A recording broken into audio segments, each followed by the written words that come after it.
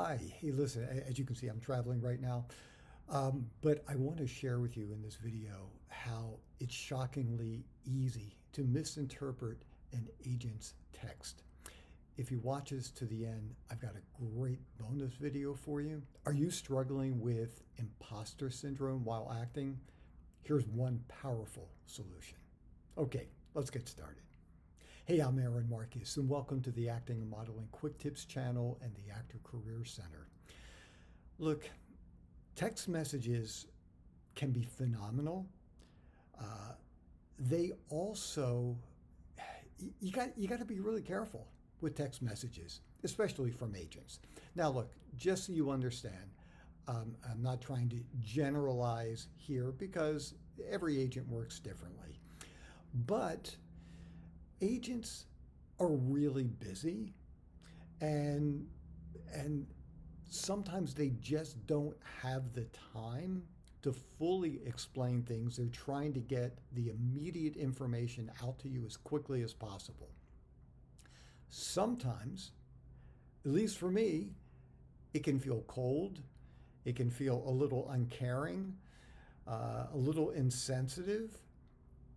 And it took me a while to understand what was going on. Here's the deal, and I want to give you a specific example in a second. But text messages aren't personal.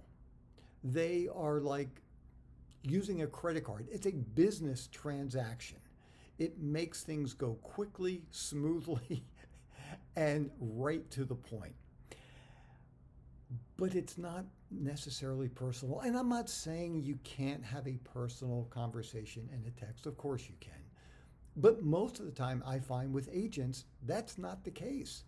It's a way of getting information out to you very fast. So here's the example, and this is what made me think of this. Had an audition for a national television commercial. Actually, it was going to be running in the Super Bowl. And so there was a lot connected with this. Certainly, the exposure is pretty cool. Financially, it could have been, you never know, but it could have been pretty great. And did the audition, and then I got a call back, which means, people were interested. I'm still far away from booking the job, but, at least people liked what I did and they want to see more. So did the callback and didn't hear anything. And then it's like, I don't know, 2 days before the shoot, I still haven't heard anything. And once again, there's a lot on the line for this particular project. So I emailed the agent, but I got a text back. And the text, I asked, hey, just wanted to hear, have you gotten any updates? And the agent texted me back and said, you're released. And I got it, and my initial reaction was, boy, that just feels a little cold to me. And also, look, I work with a number of agents, and I can say there's, thinking one, maybe one and a half or two that I have a personal relationship with, and especially one. It's a good friend of mine. And we talk about non-business stuff regularly. Lives far away from me, but we try to get together periodically.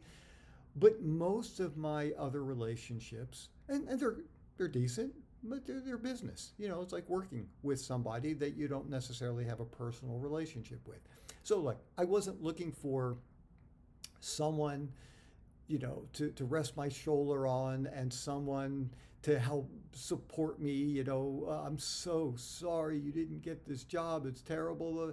That's not what I was looking for. But I tell you what I wanted. I wanted something a little bit more. Hey, sorry you didn't get it. Hopefully you'll book the next one. Instead of you're released. It just felt so cold and distant to me. But here's the crazy thing. Oh, and by the way, it's kind of like with my doctors.